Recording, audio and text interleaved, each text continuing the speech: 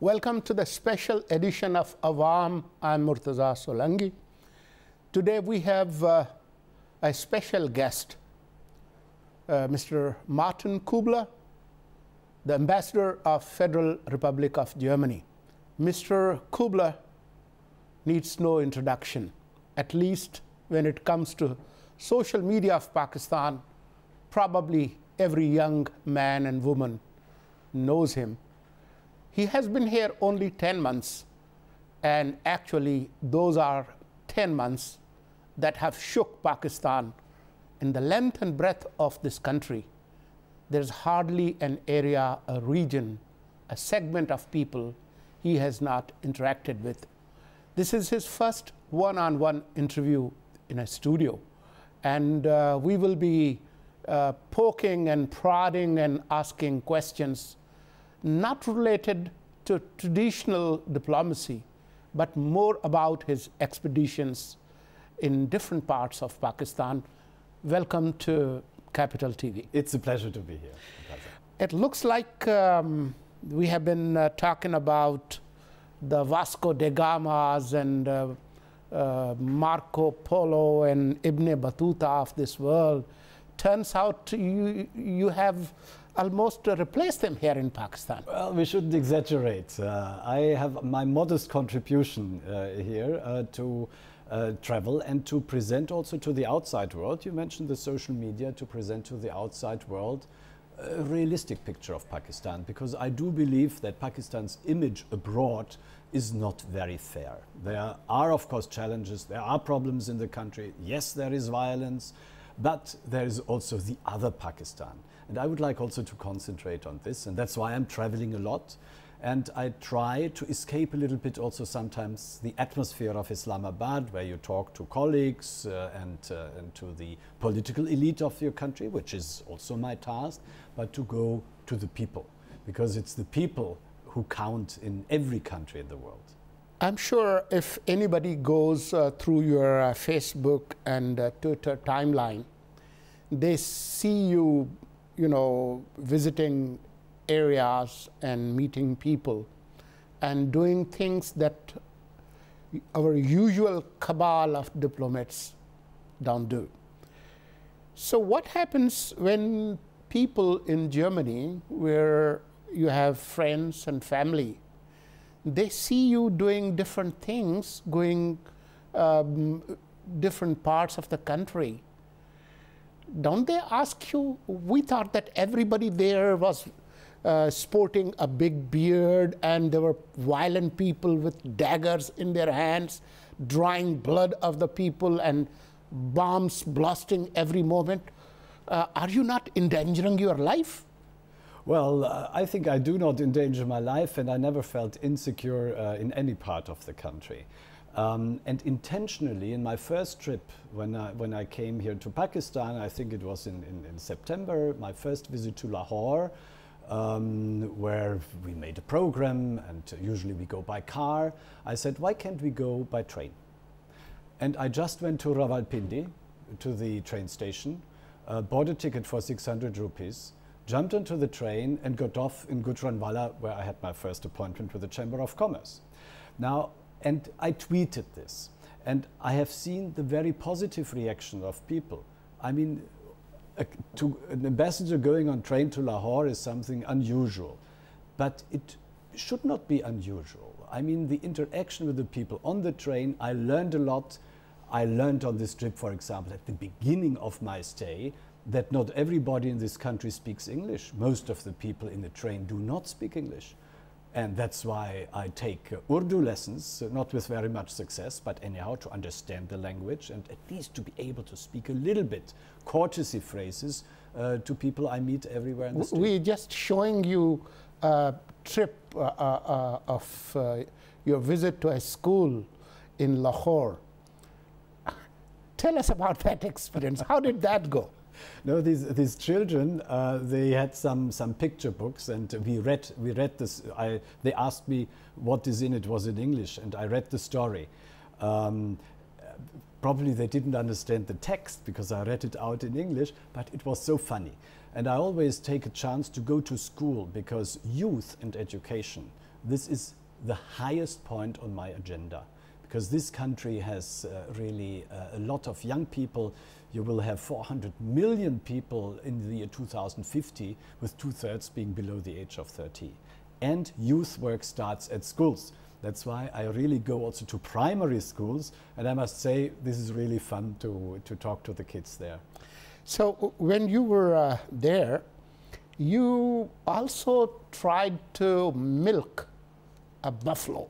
You don't have buffaloes in Germany, do you? No, that's why I tried it out. How was that experience? Well, you see, I'm quite active on Twitter. Yes. So sometimes people at random invite me to their places. And this was a case where I was milking the buffalo here, where a farmer from Punjab, of Chak 45, or wherever it was in the middle of Punjab, say, listen, come to visit my small farm. Now, my colleagues ask him, and so whether it's okay, he comes, and then I accepted this invitation. I call this blind date. Just at random, a citizen asking, just come to visit me in my house and my farm. Now, I went there and was received with a warmth in this very poor area where they showed me their buffaloes. The mother blessed me of the family. The brothers and sisters and children were sitting around. And I was not going only once to this farm, because I've seen how they were doing the sowing of the wheat growing. The other day I was there again. We will show that wheat harvest when you were trying to. Here you are. Yes, that was the same farm, because they asked me to come again, because now the wheat was growing, and to have a small wheat cutting here together with them. This not only gives me the chance to interact with these people, but also to learn about, well, the distribution of milk, the distribution of wheat. You sell it for which price? What is the procedure until it is really on the market? So to know what people really are concerned about. And this, I think every diplomat should know what the people are really concerned about. How much is the price of eggs? How much is the price of a kilogram of wheat if they sell it? And what are the difficulties in the milk distribution system in Punjab?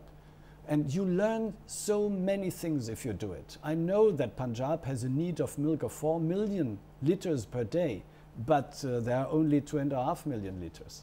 Yeah? So I mean, so this kind of lot of milk goes to waste. No, a lot of milk has to be filled with water in order to make it 12 million. So, so this is not maybe sometimes the real milk, but it's a watered milk. Now, I mean, these kind of things, agriculture is very important. The state of schools in the country is very important. The question of environment is very close to my heart. We will come to your activities when it comes to climate. But you went to Multan, southern Punjab, and you interacted with people. Do you remember that? Oh yes, of course. Yeah. Multan is a beautiful. And you visited different shrines. I visited the shrines, and I must say these were one of the most. Here you are. Yes, this is the Awaam shrine, but also the small shrine of the Ghazni, and this is what you are seeing here now is the blue pottery, where German development assistance is having a project. And it's very interesting to ask this man here, how is he doing it, and how is he transmitting to his children the knowledge he has? Because I'm always afraid that the old arts are dying out. So I asked, do you have sons, do you have daughters, to really transmit your artistic knowledge? Multan or the southern Punjab. Then you went to Bahawalpur as well. And you City of Lights. That was the reason I wanted to go there, to see the Qaid-e-Azam solar plant. Yeah, because solar energy, I think, is very important for the country. Renewable energy, this is something Germany has also a lot to offer. On Sundays, you see in Germany, we cover our energy 90% from renewables when the industry does not work. Not during the weekdays, but on Sundays. Already 90% of the energy in Germany for the household is covered by renewables. I think it's very important to gradually get away from oil, gas, coal also. I know that you have fossil fuel. Different mix here in the country. Correct. But wind, water, small hydro, big hydro, and solar energy, I think this is something which is very, very good for the country. That's why I went there. Did you enjoy some sweets in Multan and Bahawalpur? Yes, because of course. they offer very traditional sweets. I mean, the food everywhere where I am is so diverse that I'm very astonished, because you see in Germany, when you go to a Pakistani restaurant or so, you get the standard food of aloo and whatever. But it is so diverse, the food you have here in the country, in terms, even the biryanis, they are different. Yeah, I have seen a lot of your pictures and videos of enjoying biryani. Yes, the that's why I always spicy try rice. to go to a local restaurant. Yeah. And I think also very often the local, also cheap restaurants, they are much more tasty than the five-star hotels food. Nothing against the five-star hotels, but this is really something special. So earlier when you were talking about solar park, Qaid-e-Azam Solar Park that you visited in Bahawalpur, I personally know that Germany has an excellent capacity and experience of producing these solar panels. Is Germany helping Pakistan in terms of this solar technology? Yes, we will do it, not in the solar energy, but in the hydropower. But here I would like to not correct your question a little bit, but to inject an idea. I was asked the same question at the Qaid-e-Azam, help us with your technology. And then I asked back, why don't you help yourself? Why is Pakistan itself not in a position with research and development to develop their own solar energy? And you proved that you can do it. This country is controlling the nuclear cycles. You were able to develop nuclear weapons. Nobody should tell me that you could not develop high efficiency solar panels. So it's a matter of political priorities. I'm asked this question very often. Why doesn't Germany help us in this and that? And I most of the time ask back first, I mean, why can Pakistanis do it themselves? Why can they take these political decisions, I mean, to set priorities? And you proved that you can do it. In the last 4 years, 11,000 megawatts were added to the grid. Yes. Yeah, and in the years before, in the 64 years since independence, it was 18,000.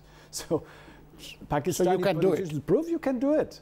So solar energy, coming back to your question, same thing. Yeah, why not having a cooperation with those who have the technology to help you to develop your technology also?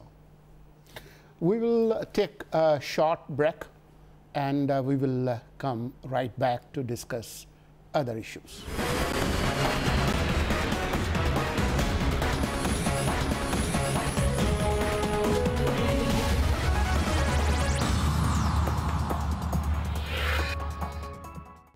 Welcome back to the special edition of Awaam. We are talking to the Ambassador of Federal Republic of Germany, Mr. Martin Kubler.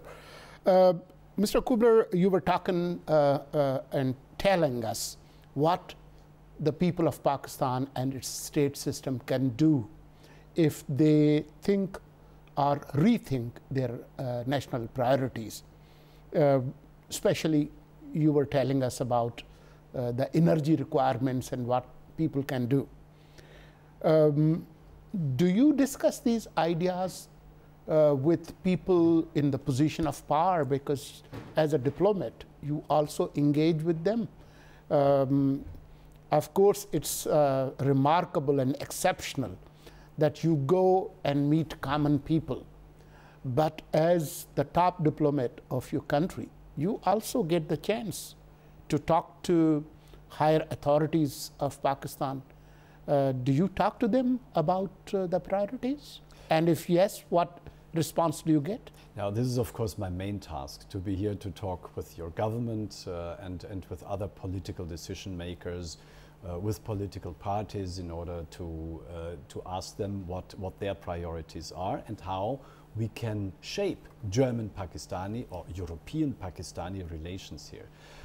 Maybe these Twitter activities, they shift a little bit the focus to the social media, but this is not my main task. My main task is to improve Pakistani-German relations, and this is embedded in Europe. Now, the political dialogue is one thing. The economic dialogue is extremely important, and this I do on a daily basis. But also the question of environment and climate change. This is something I discussed with your government. Now you're facing an electoral period, so we have to wait a little bit until a new government will be in place. There are three topics I'm constantly discussing. First one is youth and education. With HEC, with your Minister of Education, I think it has to start already in the primary schools, as I said, and not only on the top echelons and the top level and this tertiary education, but very early. Youth and education is the main thing. The second one is modern economy, with the Minister of Economy, Minister of Finance, or the Special Advisor on Finance. The third thing is the question of climate and energy. On top levels, also with the Prime Minister, the former Prime Minister, and now we hope that you will have peaceful elections and good elections here, and that a new government will be established soon. So, are you satisfied with the response by those stakeholders that you have interacted with? Well, I'm one cannot answer the question in a very clear way here, because I'm somebody who is never satisfied. I'm not satisfied with our own kind of approach here. You see, there is always more to do, and Pakistan has challenges. Pakistan is not a country which is now a prosperous country. Yes, Pakistan is rich, but many Pakistanis are poor. So as long as many Pakistanis are poor, nobody can be satisfied. It's not the question whether I'm or you are satisfied, but something has to be done to improve the situation. Now, in particular, I'm dissatisfied with our own approach vis-à-vis Pakistan, in particular the engagement of the German economy. There is a lot to be done. The other day, to tell you a small story, you see, I was inaugurating something with the CEO of a German company, and I wanted to make a photo for the Twitter account. And then he said, I'm very much in favor for Twitter, but don't tweet this now because my wife thinks I'm in India. Now, I mean, he told his wife, coming to Pakistan, he's not in Pakistan but in India, because his wife might be afraid that the husband is in Pakistan. Now, and this showed very clearly to me that something has to be done to improve the image of Pakistan in a realistic way, and to encourage the German companies much more to come to this country. Because my credo is, and I'm convinced, that it's the private economy which is driving also your country ahead, and here we can assist. And if German companies do not come to Pakistan, that's why I took the decision to go to Dubai, where the regional directors of German companies are, to lobby a little bit for Pakistan. Wow. But also here, the question is, what can we do together? In principle, to improve the image of Pakistan is a task of the Pakistanis themselves, and not, I mean, the first instance of me. To improve the framework conditions of economy in your country is also something your politicians have to do. What I can do is only with insistence, you see, to go to them and to lobby, but together with your decision makers in order to attract more investment and to increase the trade. While we are talking about economic progress and bringing the riches of the country and spreading prosperity to those areas of the people who are not benefiting out of it, I'm sure you have seen as a diplomat how Pakistan's state policies and state relations with different countries are progressing. you have seen a sharp decline of cooperation between Pakistan and United States, and you have seen more economic cooperation and strategic cooperation between Pakistan and China, especially with the advent of CPEC or China-Pakistan Economic Corridor. Do you think there is any role of European countries, especially Federal Republic of Germany? Yes, this is a very, very interesting question. I always discuss also with your authorities, but also the Chinese ambassador here. I think there is a very big chance in CPEC. I must say I'm a fan of CPEC. And others, like many German companies, they tell me, well, but this is a reason not to invest in this country. The Chinese are doing everything here. Yeah? So I try to have a counter narrative here, and I beg to differ here also with my German compatriots. The CPEC is an opportunity for foreign companies also to come and to use the opportunities of investment in the country. There will be 6 specialized economic zones. But the question is, of course, and here the my German compatriots have a point, that this should be tendered in a very transparent way. There should be no backroom deals. Now that the first phase of CPEC, financed by the Chinese, that is going to Chinese companies, everybody can understand. And we have successful examples of cooperation also in the first phase with Siemens, in the power field. But when it comes to the second phase of CPEC, specialized economic zones, it should be more transparent. I always ask, where is the homepage of CPEC? Where can I see the tendering documents on the internet?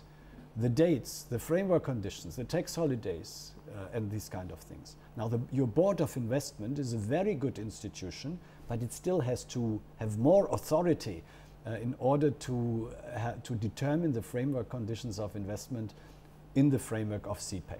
Big chance, and nobody should say, let's leave the investments and let's leave the economy to the Chinese or other countries, and we go to other states in the region. No, I do encourage investment in the framework of CPEC, in particular in the special zones for Germans, but also for European companies. So you would want more transparency?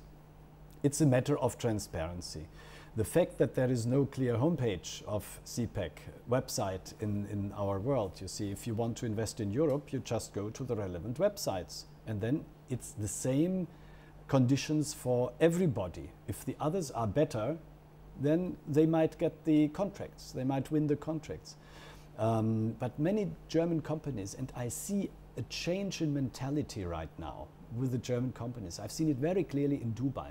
They are in a wait-and-see position, but not as a taken back, but they really observe it very closely, and they are ready to invest. They are waiting and see, but they are ready to move.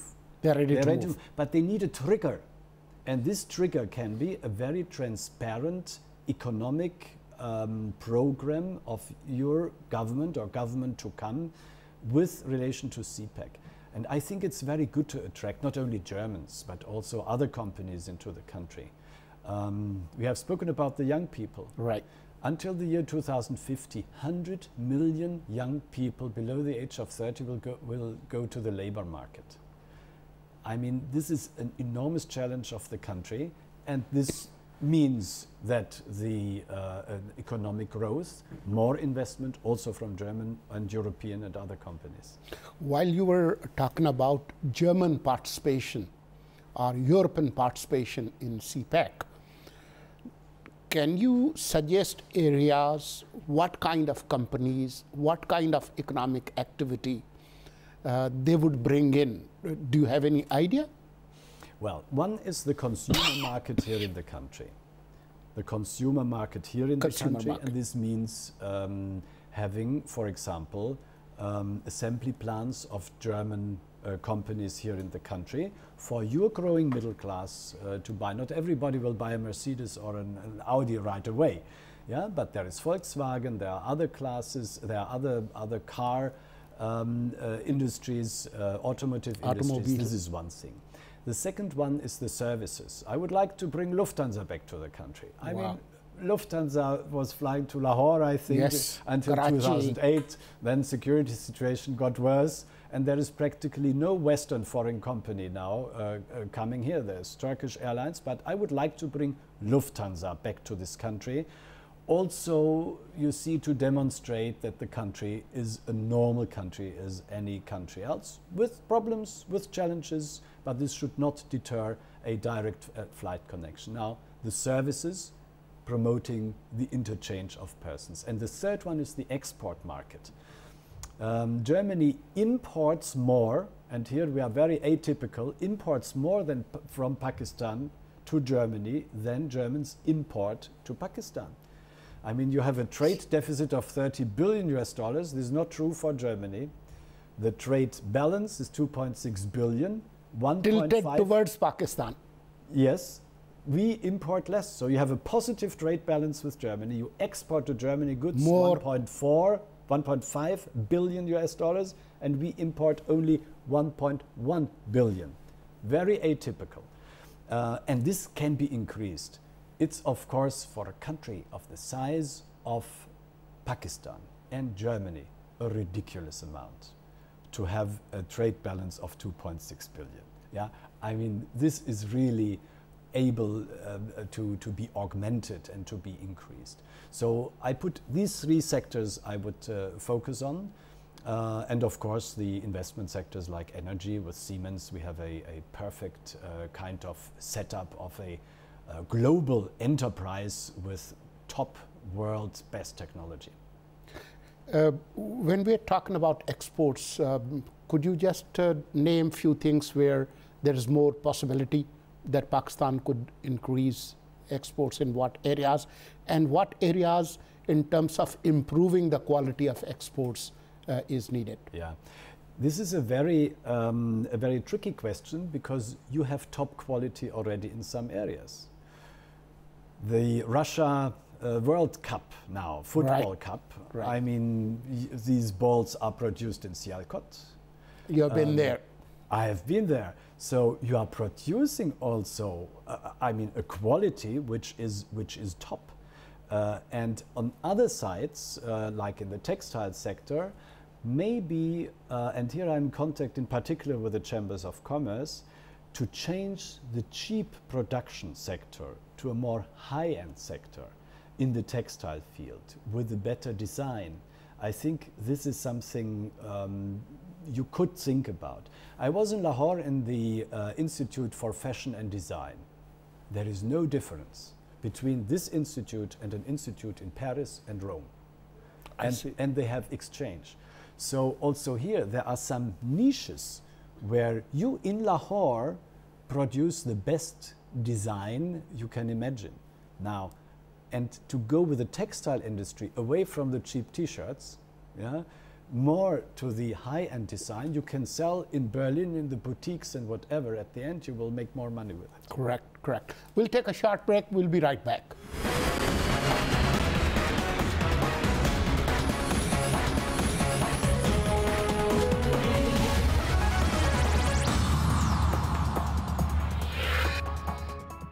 Welcome back to the special edition of Awaam. Today we are talking to the Ambassador of Federal Republic of Germany, Mr. Martin Kubler. We did talk more dry stuff. You know, we have to put some spice into it, make it more appetizing for our viewers. And the only, you know, attraction is brought into this conversation by your experiences and expeditions.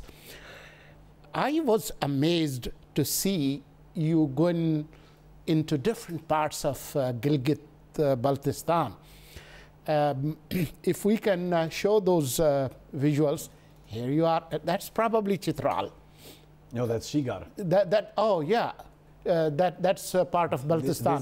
Baltistan. This is Chitral. Yeah, this is Chitral. And you know, that whole area is connected. But I was really amazed by the ice-cold bath that you took in that little river. Here you are, with, you could see parts of glacier behind you. How was it? Cold. Cold. Now, this was the so-called blind lake between Shigar and Kaplu on the road, or to Skardu. We just stopped, and this blind lake is really an attraction, and it's so beautiful, you see, to swim there and to see these glacier mountains. I had the visit of my wife, who is not living with me, so we took a week off. This was holiday, not official trip, and went to Baltistan, to Skardu and Shigar and Kaplu, and we did quite some serious hiking. Wow. And it is so fantastic. You see, your landscape, I cannot imagine of more attractive and fascinating landscapes in the whole world, and believe me, I have seen a lot. I know you have been around. I've been around. Now, this is really also, on the other hand, a little bit frustrating to see that during the whole week we haven't seen another foreigner in this area. Wow. Yeah. So, I mean, this has a potential for tourism. This is again related, of course, to image. And that area of Pakistan, compared to other areas, have highest literacy, especially female literacy, and it's the most peaceful and most tolerant part of Pakistan. Yeah. I was astonished when you go through the villages. Now it was Ramadan, and so at 12 o'clock or 12:30, so the school's finished. Everybody was on the street. All the school children went in their neat uniforms, be it public boys schools, and girls. Boys and girls. Yeah, these in particular the girls' education. I was very much astonished. In the remotest villages, we have seen this. You see here the Kalash, where I've also seen a school. And this is something I really appreciate, the focus on education of the young children. If you start at the age of 15, it's too late. This is very important. Young boys, young girls in particular, to go to school. And you are totally right, Baltistan, Gilgit-Baltistan, has one of the highest education rates of female. Of female, yeah. So you also stayed in that Shigar Fort hotel run by Serena. Since I have been there, but I won't tell you my experiences. I want to dig out your observation, of that serene beauty, surrounded by hills. How was it? Now, I mean, this is really a very fascinating experience, and I appreciate, of course, the efforts of Araran Foundation, who preserve the cultural heritage, but not only this, they make something out of it.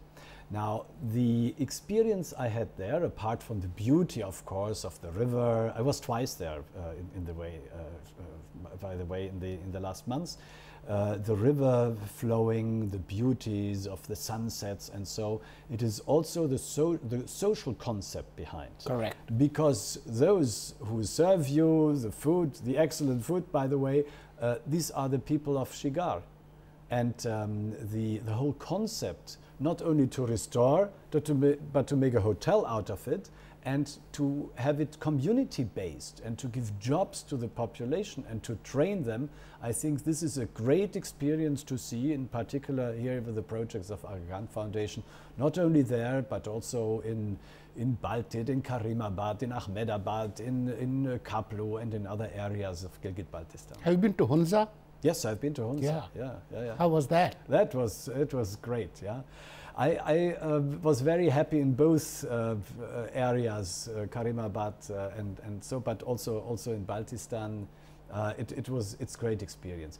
Above all, it's the people, I think, also who count. Right. The friendliness of the people is amazing. In the mornings, to tell you a story from Karimabad, I'm an early riser, so I wake up at 5 o'clock in the mornings, and so I just took a small backpack and went from Baltit Fort to Altit Fort. Wow. This is around 3 kilometers. Yes.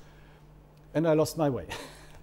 And then it was very early in the morning. I didn't find the right way back to Baltit and to Karimabad. And then I went to the people around to show me the way, and they showed me the way. I never felt I was alone, totally alone. Yeah, And I never felt that's a great feeling. Insecure. It's a great feeling. Let me just talk to you about your concern for climate and the water scarcity in this country. You know, we were almost amazed, and so was the entire country, the social media connoisseurs who experienced this. You washing your Foxy with a bucket of water where people use the water hose. How did you do that? Well, here I want to be very honest. In fact, this was not my own idea because it was a weekend and I wanted to wash the Foxy. And I took a hose. Water hose? A water hose. And then one of our gardeners came and said, listen, I mean, there is water scarcity in the country, don't you know? And we should give the water to the living things, like the plants in the garden, and not so much to the dead things like a Foxy car. Yeah, this can be a little bit dirty for another month. And but then we agreed that we take a bucket which really saves 100 liters of water if you wash your car. Maybe your car is not as clean as if you take a hose, but this really doesn't matter. And this is something I learned from a Pakistani gardener. Yeah? And I'm very happy that social media took it, and I got very positive reactions on this, because this saves a lot of water, and we go on with this kind of messages. I also saw you brushing your teeth with a cup of water. Here you are. Yes. Now, this is also a thing. How many milliliters and the straw, throwing the straws away. How many milliliters are in this cup? Yeah, this is a few milliliters. If you brush your teeth for a minute or two and let the water run, you have many liters of water spoiled. Now, if 1,000 people save 1,000 liters per day, you see, I mean, you have 1 million liters saved. Now, these are very small things. Or the prohibition of plastic, which is now in many countries. It's a like big problem. Kenya, big problem. Big problem. So the straw, this, by the way, the straw was in Shigar during the holidays. So my wife took the picture. Aha. So we take two, with a straw and without a straw, and I posted it. Because straws, I think, in many countries are prohibited. Prohibited. Now. And in our embassy, at least, we cannot only post these pictures, we have to do it also. By end of the year, it will be plastic-free. Well, while I was going through your Twitter timeline and seeing your videos and pictures, I didn't see too many pictures of my home province, that's Sindh. You haven't been to Mohenjo-daro and other historical sites of Sindh, and Gorakh Hill, that hilltop we have that's around 6,000 feet above the sea level. Have you seen that area? Now, this has a reason that I'm not so often in Karachi and Sindh, because we have a consulate general there, and the consul general is responsible for Sindh and Balochistan. So but that doesn't deprive you of the Of course not. You have to go with me. Yes, I'll be your guide. I go with you. But I was in Sindh several times. I went to Makli, for example. Yes, the necropolis. Great old necropolis. Yes, because we are having a project of cultural preservation there, and it's in a dilapidated state. Correct. So I went there, but I promise you to go more often there. And I must say, also this came via social media, they encouraged me to have biryani in Karachi. because they claim their biryani is the best. Because I had a biryani in a very simple restaurant in Lahore, and I posted it on Twitter, and this created a shitstorm, believe me. Everybody said, why Lahore? Why are you eating biryani in Lahore? Karachi is the place to eat. That's why I went to Karachi also. Every time and I must say, it's excellent. This raita sauce and the mixture of the spices you have with the biryani is excellent. Right. Yeah. Well, it has truly been a pleasure talking to you, Mr. Martin Kubler. Hope to invite you more often and talk about more spicy and colorful stuff than the dry diplomatic jargons. Thank you very much for finding time to be with us. This brings to our conversation to a closure. Thank you very much for watching. Goodbye.